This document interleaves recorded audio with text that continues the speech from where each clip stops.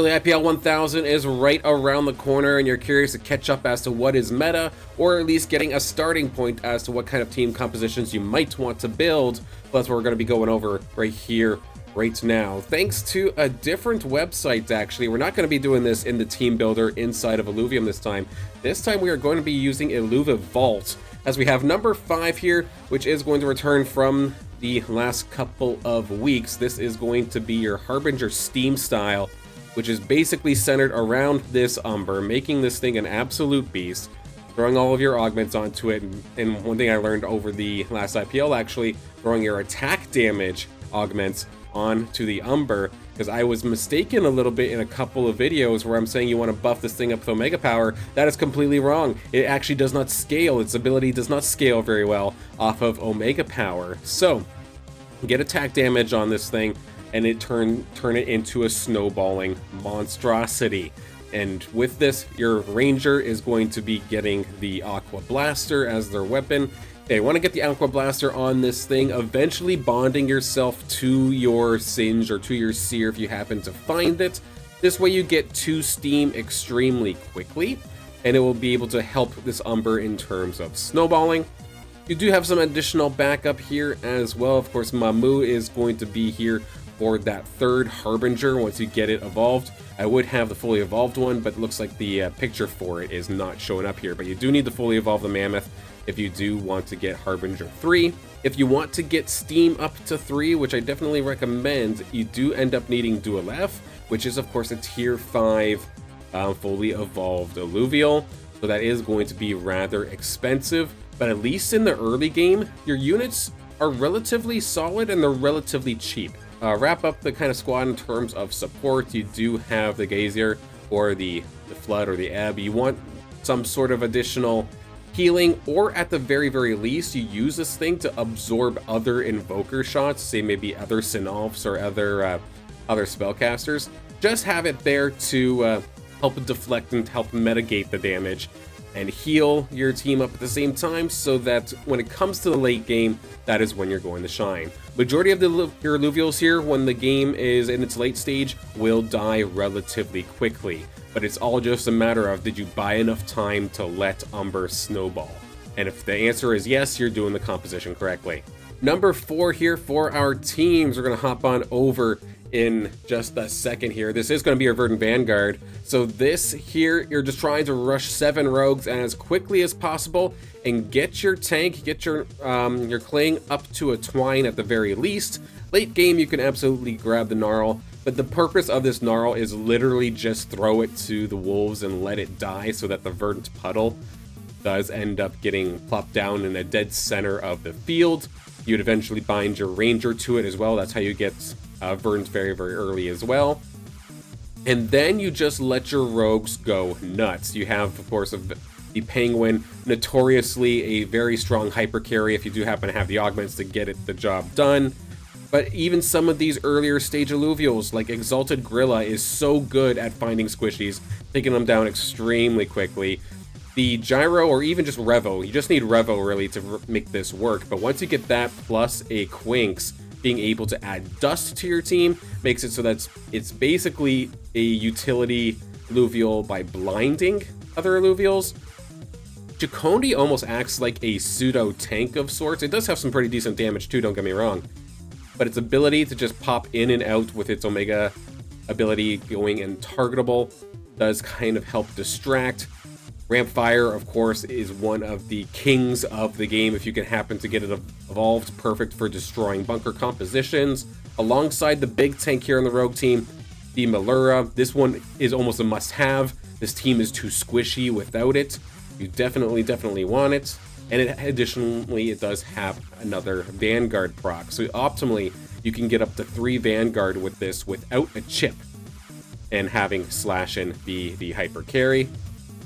Quinks here, again, is just mainly for the dust buff, but it also does apply some additional crowd control when dealing with some of these heavy skill-based Alluvials, say your Invokers, for example. In terms of the positioning itself with your rogues, you do have to take it match by match, round by round, depending on what you're going up against, and basically just trying to keep your Penguin, Malura, and Rampfire all within a safe space. The Gyro, the Monk Gear, or not the Monk Gear, but the Gorilla and Chikonde, they can usually fend for themselves in a lot of different scenarios, but of course don't just throw them to the wolves. But if there's something that's going to have to tank, I would use one of the 3 that you see here on the left. But again, this is not me trying to tell you how to play the team, just to kind of guide you in the right direction. You get something like this and you can absolutely blow up some teams, especially if they're contesting each other with a couple of these other builds that we'll go over in just a couple of moments. Number 3, in terms of ranked usage, this was number 1 based strictly on IPL, but of course this is now based off of ranked usage. This is your Arcanite Inferno. This team, I do believe, if left uncontested, is probably the best team in the game right now. However, everybody knows that, so everybody is really trying to get a piece of this, and a lot of people try to just do it blindly, especially like above average competitive players, but maybe not like your top level players. They know that this is strong, they blindly go for it, then they realize 4 other people are going for it in the same lobby, nobody gets what they want, and they all end up dying. So keep this team in mind, but it is going to be heavily contested, of course, so do tread carefully. This does rely on getting your Ranger the Boomerang, or there is also the Scion Gauntlet that can be used in this instance, but it's going to be heavily revolved around Arctase very early here, or your Monarch. And getting Arctase extremely quickly will allow you to get Inferno very fast, so you'd be able to get that here with your Ranger. Eventually, if you do manage to find Ramp Fire, that is an additional Inferno that could be on there, but of course, again, Ramp Fire, Tier 5, Stage 3, fully evolved Alluvial, so that is very hard to come across, but you can at least pretty consistently, of course, get the 2 Infernos. But the big carry outside of Monarch, and if you happen, of course, to get Rampfire, that's great, but it's Scoriox. Getting a Scoriox, if you see a team in this meta right now where there's a Scoriox and a Monarch, it almost feels like the game's over, unless their tank line is just way too weak or they're positioning poorly, because that is just so much damage. No bunker composition or tank comp can truly stop it. Having the Singe or the Seer, whichever one you happen to have here, does also allow you to maybe spin off for a Magma style if maybe you're dealing with rogues. But for the Arcanite Inferno style in particular, if you have the Fighter Gauntlet, just pair it up with your Monarch or your Arctase and you'll be a-okay. Maybe even your Scoriox, that's totally fine. You'll get Arcanite to buff up your Scoriox. If you happen to have the Scion Gauntlet, that is okay. You can still do Arcanite Inferno by binding yourself to the Riley, whatever it happens to be. That could absolutely get the job done. I did also add Blasonite here. It is a fantastic support alluvial to boost the attack speed of anything it hits with its Omega. So being able to fire the Tornado through your Scoriox, through your Riley, Rampfight, Monarch, it's just all going to be a fantastic buff. And then, of course, you still have a little bit of room here for flexibility based off of what you need. I threw a Titan Aura on here, for example. Getting a Goliath to have a tank could absolutely be a fantastic addition. If you want more firepower, heck, go for a Fisto or something like that if you really want to. But you can get flexible with this because at your core, you have 6 fire, which of course is extremely powerful. The 2 Infernos, extremely powerful. Arcanite on top of that, extremely powerful. Heck, if you wanted to keep going with Arcanite, you could even bring Phosphorus into the fray as well, getting yourself another fighter, which could be absolutely devastating. So there are definitely many ways to do it, and in stretch situations where maybe you even find yourself a little bit behind and other people have Scorioxes already, maybe you can bypass Scoriox, go towards the bird instead. So there's plenty of options, plenty of flexibility, plenty of firepower. So it is extremely strong, and it's probably why I would consider it the best standalone team in the game, but expect it to be contested heavily. Team number 2 in terms of ranked popularity going into this one, so this is going to be your Toxic Aegis style of build, relying heavily on getting Aegis and then getting a Rip Lance to an unstoppable point. Basically, early on, you're focused on getting your tanks. You might get smacked around a little bit, not gonna lie. You do pick up the Ripple Flail here for the Ranger, for the Bulwark Water Weapon. End up bonding yourself to your Archelion to get the Toxic and the Aegis buffs.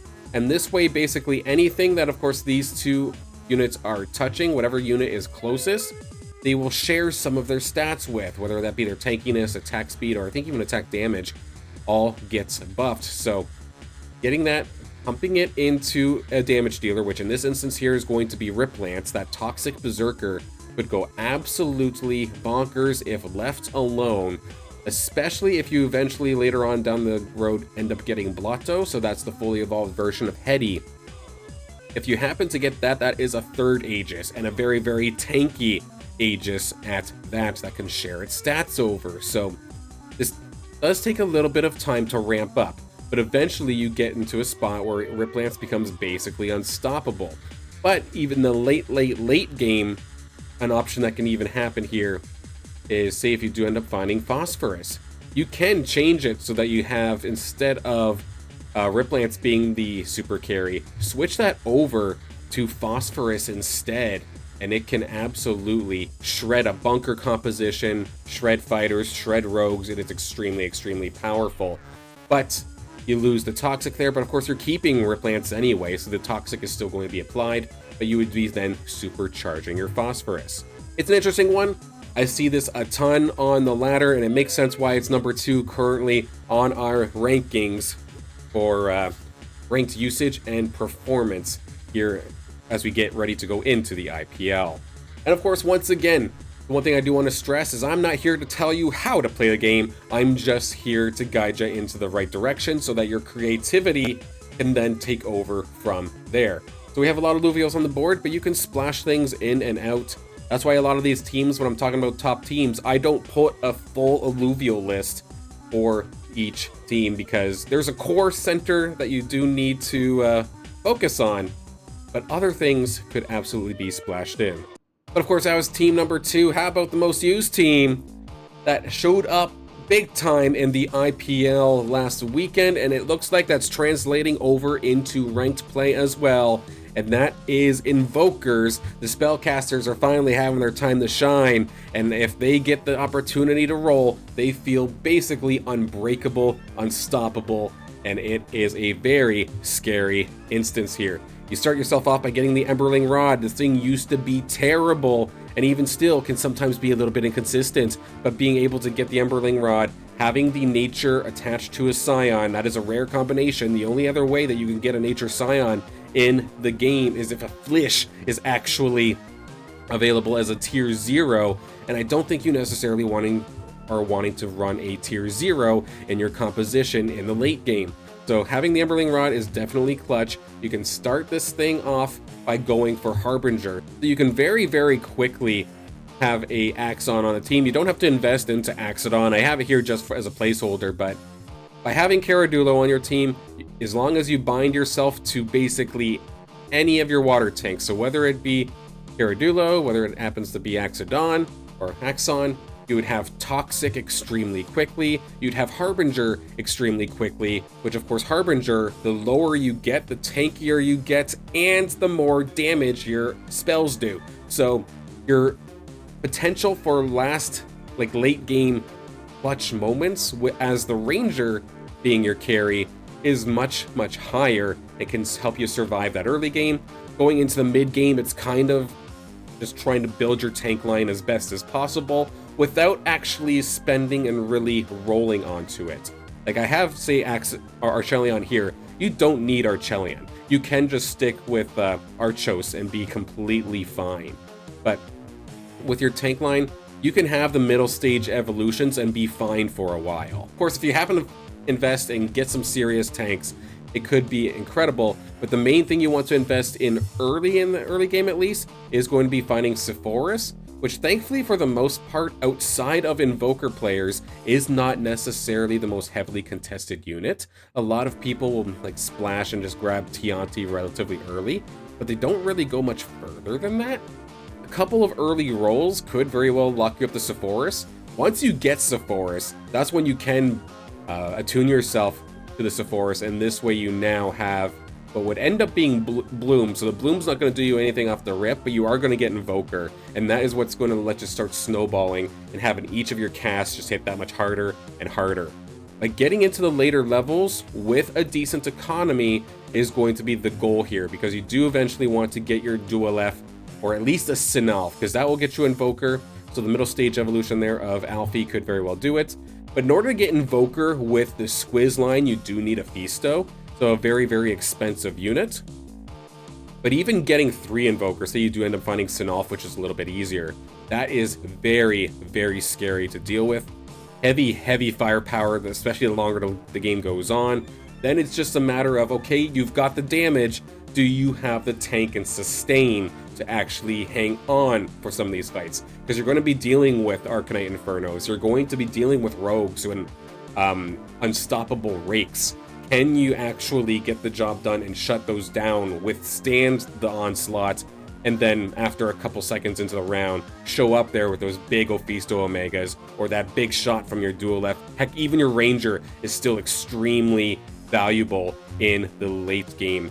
This isn't, I guess, like truly like Rogue Revenant levels of busted, but it is very, very strong right now, and the last IPL put it on a bunch of people's radars. It's transferring over to ranked, so you damn well better at least know how to deal with it before you run into it yourself and find yourself up against the brick wall that is the 5 Bulwark with 3, maybe 4 Invokers.